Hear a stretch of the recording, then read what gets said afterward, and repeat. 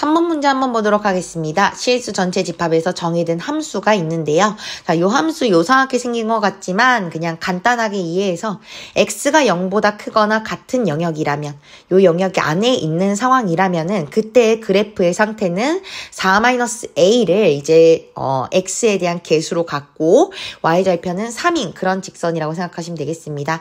마찬가지 x가 만약 0보다 작은 영역이라면은 그때의 그래프는 x의 계수가 a 플러스 2이며 y절편은 3인 그런 직선이라고 생각하시면 되겠죠. 얘가 지금 1대1 대응이 되었으면 좋겠다라고 얘기하고 있기 때문에 얘가 기본적으로 1대1 함수이면서 동시에 공역과 치역이 서로 같아져야 됐으면 좋겠다라고 생각하시면 될 것 같아요. 자, 그러면 이 상황을 대략적으로 우리가 만들어 본다면은 이렇게 만들어 보실 수 있겠습니다. 0을 기점으로 0보다 작은 영역은 아래에 있는 식에서 만들어 줄 수가 있으니까 3을 y절편으로 가지면서 적당히 이제 감소할 수도 있고 증가할 수도 있는 어떠한 직선의 상태다라고 생각하시면 되겠습니다. 0보다 크거나 같은 영역 같은 경우에도 마찬가지 y절편은 3이고요. 그리고 x의 개수가 4-a이기 때문에 이렇게 증가할 수도 있고 감소할 수도 있는 직선이라고 봐주시면 될 것 같아요. 근데 만약에 이런 경우 한번 생각을 해볼게요.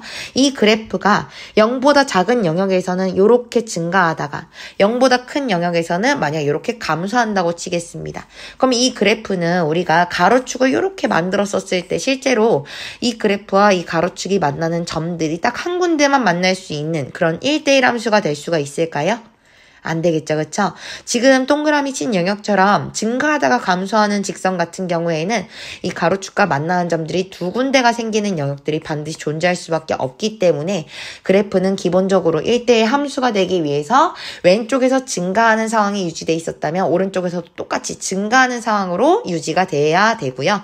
마찬가지 만약에 이 그래프가 왼쪽에서 감소하는 상황이었다면은 오른쪽에서도 똑같이 감소하는 상황으로 유지가 돼야 된다라는 걸 확인해 주시면 되겠습니다. 그래서 그러한 상황으로 우리가 그래프를 만들어준다면 첫 번째, 만약 4-a가 양수였다면은요, 그때는 동시에 a 플러스 2라는 아래에 있는 직선의 그래프의 x의 계수도 양수성이 유지가 돼야 되겠습니다.